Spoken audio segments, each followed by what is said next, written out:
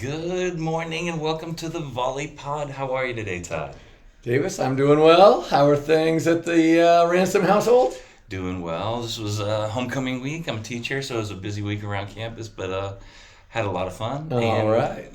It was awesome. So, yeah, but I heard you have some big news. Well, I got a little another little AOC gig coming up on December 3rd, and I'm trying to. I got to sell you on it.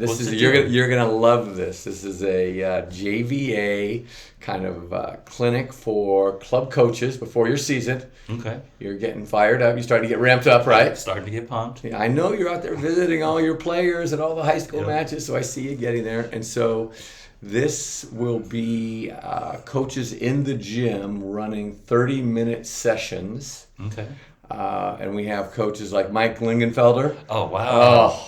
Wow, the machine. Oh, he is amazing. He is amazing. Absolutely amazing. And then along with Mike, there's Sarah Rausch. Those are the Munciana coaches. Okay. And then two First Alliance coaches, Eric Voigt and Megan Keck, and then John Shondell from Boiler Juniors. Wow. And what so a lineup. they're going to have half-hour sessions. Okay. And then at the end of it, I get to run little 10-minute question and answers. Oh, very cool. So it's going to be fun. I'm looking forward to it. I get to learn from all these coaches, and then I get to learn from all the people who are at the clinic too, asking questions. And so I'm fired up. That's really cool. So yeah, so people should check that out. Can they get involved, or can they watch it? Or Oh, definitely. Yeah, it's on the site. So we'll have a link on the AOC website, and they can jump right in there and sign up for it. It should be. I'm fired up. It's going to be fun. Awesome. Really cool. Really cool. Well, that's awesome. So go ahead and check that out. If you'd like to sign up, please do. That'd be really cool. And if you've never seen Mike, I mean, hey, he's worth it just starting with him. I mean, that guy leads the league in energy, and he gets. I mean, hey, he gets them going. Yeah, for sure. So that's awesome. So all right, well let's get going. What's the skill? So the skill. You're the skill guy today. Is sort of intermediate advanced serving tactics. Okay. Okay, so we're gonna go a little bit beyond sort of the serving in, right, which we want to start. And before I get into these, obviously all of these are limited by how solid you can actually serve, meaning like how capable you are at serving. Well, you have to serve in first, I think. Exactly, right. But the one thing I do believe is that, kind of like what I was talking about with the arm swings, I feel like we practice one type of arm swing too often, and there's a lot of variety that we should be using. I feel the same way on serving. And the biggest thing, and I'm giving away my best tip for winning, but is all the servers should have a pitcher mentality. I like that. And so by that, if you're a pitcher, you don't just go back and throw it in. Right. I think I'm guilty of that. Just say, use your fastball. Use a fastball. Use your first tempo. Make it float. Make it low trajectory. Right. And we're on kids to have that. But I would probably argue, and I don't think it's an argument. I agree with you. I think I'm a little behind in your recommendation, because we're too fastball oriented. Then we play good teams. They can hit the fastball, and those kids sit back and they're able to take very good serves and pass them to target. Right. So having that variety, I think is good. So I'll let you go, but that's good stuff. Well, so the reason actually I wanted to, this topic came to mind, is I saw a video about the Blue Jays throwing nothing but fastballs in spring training. And they led the league in every category in spring training. But it didn't work throughout the regular season, right? Okay. And so maybe the idea is like, yes, start with some heaters. But before we even get into that, one of the things that servers should know is their serving style. If you ask a pitcher, what type of pitcher are you? They'll know. I throw heat. I throw, spots. Throw, and I don't think our servers necessarily know that.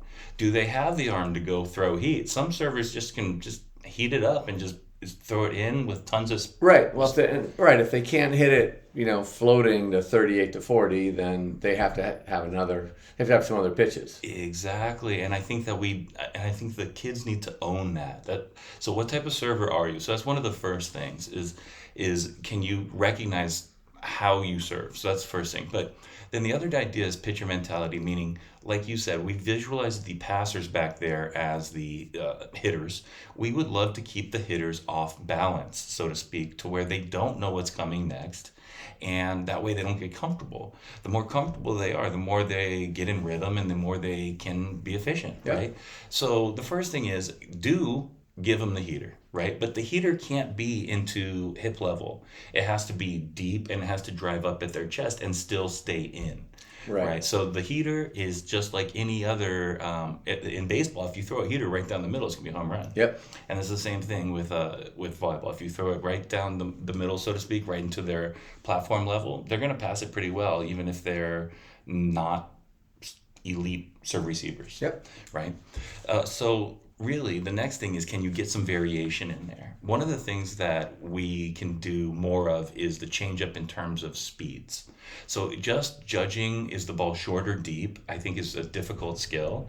And I think if we can mix that in a little bit more, and that's one thing baseball players obviously do, is the change up is like their second pitch they learn. We should be doing a little bit of that too. And then, go ahead, Jeff. I love the low trajectory second tempo. Me too. And so we've been hammering kids on fastballs for the last month, and now we're getting there where they're low trajectory, and teams are starting to play us a little better now. They kind of know what we're doing, and so now we're at the time of the season where we have to start practicing that second tempo. But it's still, the thing is, it's not a short serve. It's not going up and down.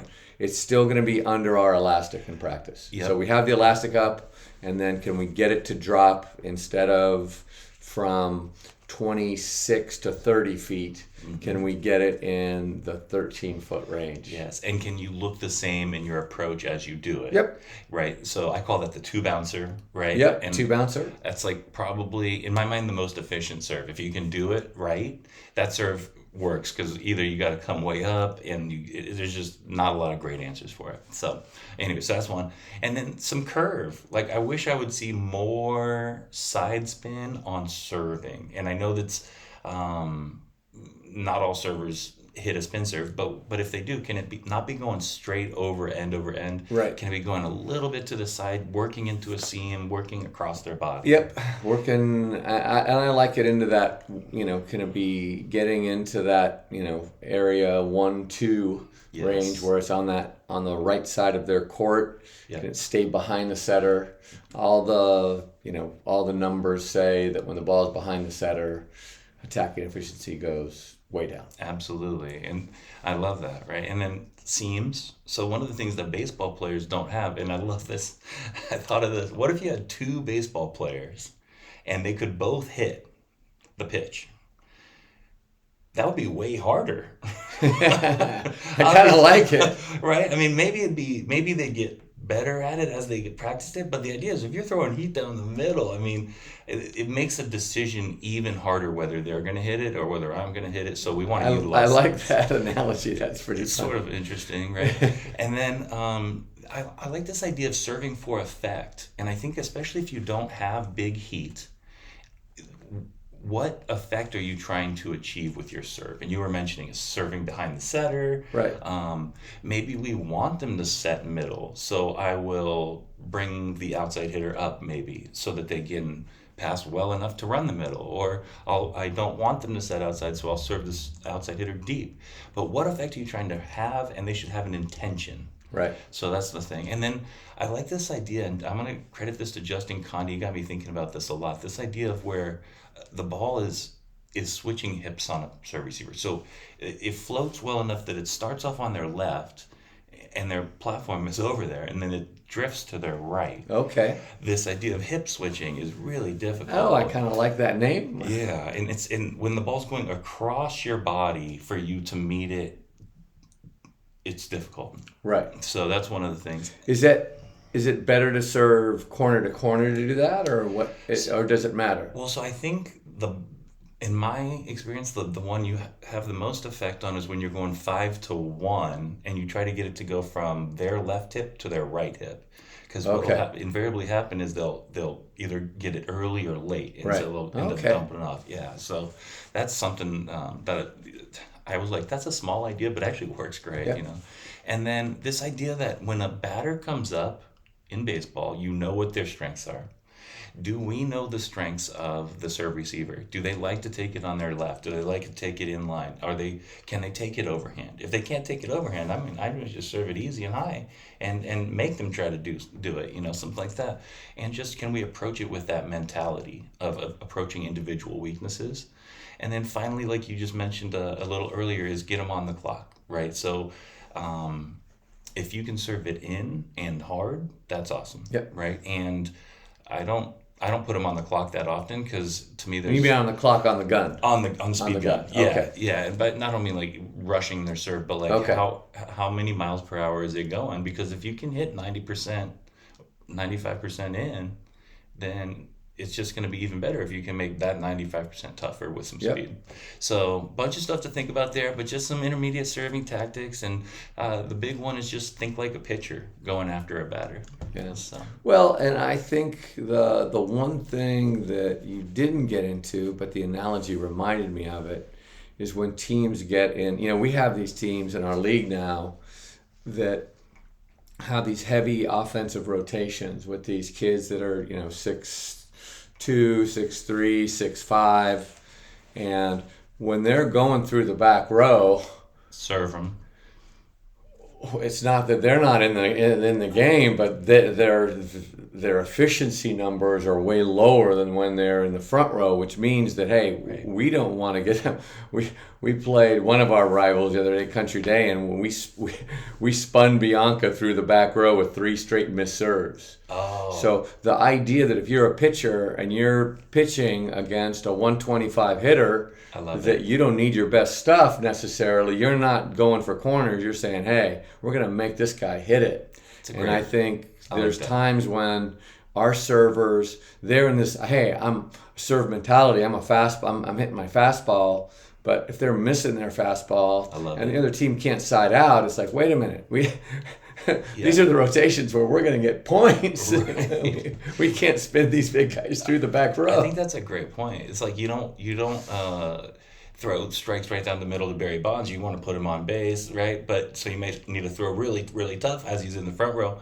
But if they can't hit, then just make them earn it. Right. Well, and hey, when those kids are in the front row, if their side out efficiency is super high, we miss a tough serve, Okay. goes out by a foot. It's like, hey, that's a good miss. Right. But it's a bad miss if they're 20 Can't points below in their side out efficiency or something. Right. No, I like that. That's really cool. So awesome. So some tactics. So that brings us to the scenario. Oh, So what's you're the gonna scenario? like this scenario. So this is one that coaches have heard, and it can be emotional for coaches, I know, and emotional for players. And the situation is, a player comes to you and says, "Hey, I've lost my confidence." Usually, it has to do with a playing time issue. So the player maybe was used to playing a lot, whether it be on your team or another team. And then all of a sudden, in the current role, the player isn't playing as much. So now the player is going in times when subs are put in. A lot of times that's when you're not doing well. And then that player goes in the game and isn't playing close to their potential. And you see it as a coach. You go, okay, well, I'm putting that player in the sub role, and she's not playing well. She's not playing close to her potential. So player comes to you and says, hey, I'm losing my confidence, and, what do you do? Let's start with you. What do you have? I have a couple of ideas, but... Man, well, first of all, it's a great scenario. So I love it, and it's kind of a chicken and the egg thing. And we talked about this briefly in the pre-pod. Like, the one thing that I believe is that players' confidence does not come from external factors, or shouldn't come from external factors. Often it does. Let me reframe that. Often it does, but hopefully it doesn't. So something like playing time is external. It's external to you, and you don't really have full control over it. And so my thing is, ideally, the player's confidence comes from within. Now, that's so much easier said. I'm saying that as a 45-year-old man. When I was 16, and I it's think difficult. anytime if I'm playing tennis and I'm not playing well, It's frustration sets Hey, in. Yeah. it's results of my play are gonna influence my confidence. Absolutely. So Yeah, and there's a realism to it, but the hope is that, especially in the short term results don't affect your long term confidence. That's well, the hope. hopefully that's the That's case. the hope. But and I think there's the one thing that I think as coaches we can get a little defensive because we've heard this complaint from parents. Right. And so that's why when I hear that I'm a little defensive. Well, because often it's you're doing this to me. Exactly. Well, and sense. hey, this other coach, when my kid was playing all the time, this other coach was instilling confidence. It was such a great coach because my kid had so much confidence because the kid never came off the court. Right. And all of a sudden now, same players in a sub role, it's, you ripped the confidence from my child. Right. And that's where the defensiveness comes in a little bit. But if we can be a little bit open to it. So yeah, let's hear what So you I come up think with. that's Yeah. big, and I want to build on that being open to it because that's where we're going to start. We're going to start with the idea is a player comes to you, and first of all, it's tough for players to come to coaches. I'm an old guy. I've been coaching a long time. I'm coaching, 14, 15, 16-year-old girls. For them to come to me and approach me individually take some courage on their part. Yeah. So I want to reinforce that. So the first thing I always want to tell the players, hey, thanks for coming to me and talking to me. I have influence over a lot of these things. Mm-hmm. I'm the head coach. So you're talking to the right person rather than complaining to your boyfriend, your mother, father, dog, whomever. That's a good point. Secondly, can I approach it as the coach that, hey, we're going to engage in a conversation about this, that I'm not going to fix this player with a lecture. Right. And I think as a young coach, I was probably more in the trying to fix it with a lecture. Mm-hmm. And now I'm into, how are we going to engage in this conversation? Well, and I kind of just did that, meaning I kind of just lectured just when we were just talking about it just now. It should be this. You should be getting your confidence from this, where that's not really a conversation. That's me just telling the player. Exactly, right. So how do you do that? Well, hey, we can begin by asking some questions to get some clarification. Right. And then listening to those answers and just simple things to get players talking a little bit about it. Like number one, hey, has this ever happened to you before? I like it. In any other time in your life, whether it be your sport life on any other team, whether it be in a certain class you've had, has this ever happened before? And tell me that story. What's that? What was it like?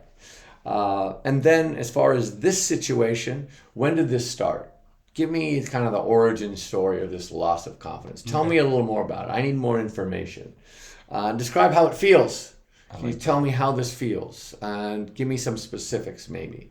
I really like that one as a psych sort of focused person because that's bringing empathy into the situation. You're allowing them to express how they feel so that you can have some feeling of that similar feeling. I like that a lot. Yep. And then the last one is starting to kind of edge them out of their own head a little bit. Okay. And the question is, hey, do you think this happens to college and pro players? I like that a lot. And if so, what causes this? And how do you think they deal with it? And what is it like there? Getting them solution oriented. Well, and that's moving them to kind of the second part. And the second part is asking some questions to explore solutions. Right. Awesome. And then we ask, okay, well, what do you think about those college players? If they're in that situation, what do they do? Right. How do they do it? And that gets us into some solutions. And from there, we begin to brainstorm solutions. Okay. And you might even do it in a very kind of prescriptive way. It's, hey, let's think of all the things that could be done. Not that anyone could do who was in this situation. Okay. Not you necessarily. I don't want you to close it off to, well, I wouldn't do that. No, just anything anybody would do. Okay. And let's go back and forth. Okay. So we'll simulate it right now. So I'll say the first one. Okay. I have a great sports psychology book that deals with this exact thing. You could read some excerpts from that. Okay. You could maybe play me as a server, even though I'm a setter. Oh, okay. How about some mental skills training as far as visualizations or meditation? Okay, I like that. And then maybe just a little bit more positive feedback in practice if I'm doing the right thing. Cool. So we'd go back and forth on all of those. I like it. And then at the end of that, we might say, hey, let's do this. Let's take a little time. I want you to think about those. Think about one or two that resonate with you. And let's come in tomorrow and think if there's any more that we forgot. And I'll think too. And then we'll come in tomorrow. We'll give it a little time to percolate. And then we'll come in tomorrow and we'll start we'll make a plan. I like it. I like it a lot.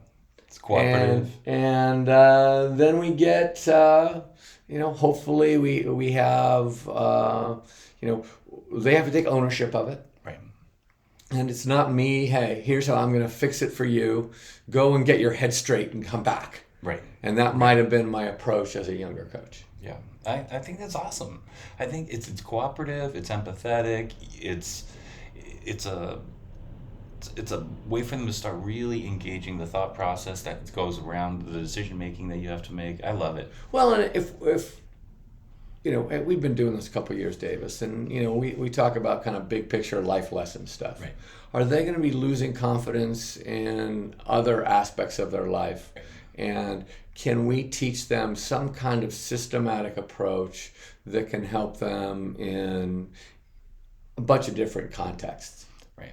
I like that. You explore the situation, then you start to get to some solutions, then you come up with a plan. Yep. That's a life skill. And it keeps me from getting this edgy, emotional, like you're pissed at me because you're not playing. Right. And I'm edgy about it. Like you're questioning me and Right. and more of, hey, we got to make sure that my job is to help you reach your potential. And I know right now you're not playing as well as you can, Right. and I got to help you do that.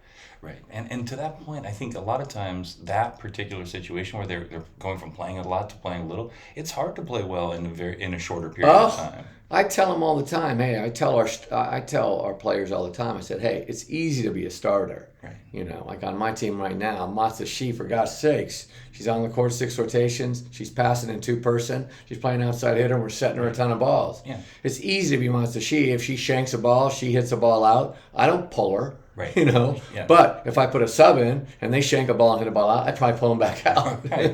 Right. So and there goes the appreciation, right? Like we appreciate what you're doing even in this role. Well, right. And I try to really say that, hey, this is a way tougher role. Yeah. And then, hey, your job's way tougher. It's easy to be a starter. Yeah, we value you. You're doing well. Keep up the good work. Yep. Yeah. I love it. It's awesome. So great stuff. All right. How about some videos? What do you have for us? So for the videos on serving, I brought in one video from my own stuff that I just made. It's going to be on our YouTube channel. Not this coming Thursday, but next Thursday. Okay. So as soon as we release this pod, the video will be on there, and it's called Serving Golf. Okay. Okay, and it's a game that I haven't seen on anything. In fact, I think I made it up, although maybe not, because you know how coaches are. Yeah. No. But the good thing is now we're so old that we steal stuff, but we forget where we got them. So now they're ours. That's right. And so here's how the game works, and all the little elements of it I like. So you and I rock, paper, scissors. So let's go. Okay. Ready? Okay. Rock, paper, scissors, shoot. Okay. You got rock. I got scissors. You won. You can serve whether to go first or second, and I always like to see whether they like to go first or second. Okay. So I'll tell you the game, and you can decide. We're gonna both serve, and there's 3 possible outcomes. Yes for you. Yes for me. Well, double yes, double no, or 1 yes and 1 no. Okay. Those are the 3 situations. Okay. And a yes will be defined by whatever we say is a quote unquote good serve. A yes. Okay. Okay. So a lot of times with the deep float, it'll be fast flat floater that's halfway up the antenna, something like that. So you'll decide whether you want to go first or second. Yep. Do you want to go first or second? I want to go second. Second. Okay, and I love seeing the philosophy that people take on this, right? Yep. So you want the pressure on you. Some Yep. people want to go first and put the pressure on them. Yep. Anyways, so whatever. So I'm going to serve. I serve my serve, and I do a good one. Okay. Now it's to you to make a good one, and if you do, one of two things is, well, one thing is going to happen. That point will push to the next round, and the next round is worth 2 points, and you don't want points. Okay. But if I made a good one and you miss yours right now, or make a one that's not a yes, Yep. then you get the point, and you don't want points. Oh, you don't want points. So I just made a yes. So let's see what happens with your serve right here. Okay, I hit one, it bounced off a tape and came back. So I'm going tough, You're going tough. No. but I get a point on that, all right? You get a point. You Right, don't so it's want like points. golf because I want a low score. Exactly. But now I just six putted when I didn't six I only lost. I just you get right. You parred, I bogeyed. Exactly. And so now you get the point. Now what I love about this game is that it is the best game I've found to building real pressure, because almost every round there's some sort of peer pressure to either make the serve. Cool. Okay. Next is the box drill just for deep, effective serves from Joy Teets. She's the director of Minnesota Select. All right. And this basically is just a different way I've seen of doing the box drill for serving deep. She sets the box straight up on the end line, actually behind the end line, so that it actually has to hit the box, not on the fly, but on the bounce. Oh, on the bounce. So driving them deep. Okay, I like that. Yeah. And then the next one is from the University of Kentucky, Craig Skinner, who's an awesome coach. Skinner, good guy. too. Yes, and he just has this create variation, right? And I love this idea. Like, you're going to do serving drills. Don't just have them serve deep floats all the time. Do different stuff, and even within the short period that you're going to serve, have them mix it up. So that's our drills. They'll be available for you guys on the Art of Coaching to check it out. Great stuff. Great stuff. So now we're going to get into the resource of The the week. resource. The So what do we resource got? is actually a coach, Oh, and okay. by the name of Anson Dorrance. Oh, I haven't heard of Anson Dorrance. Anson Dorrance is a legendary North Carolina women's soccer coach. Absolutely. And the cool stuff is he has a couple books. One is called The Man Watching. That's one of my favorites. And he's got a bunch of stuff on YouTube. But the cool thing is there's a bunch of stuff on AOC because cool. he's good friends with Terry Liskevich. Oh, okay, awesome. And so those guys are tight. And so Anson did a bunch of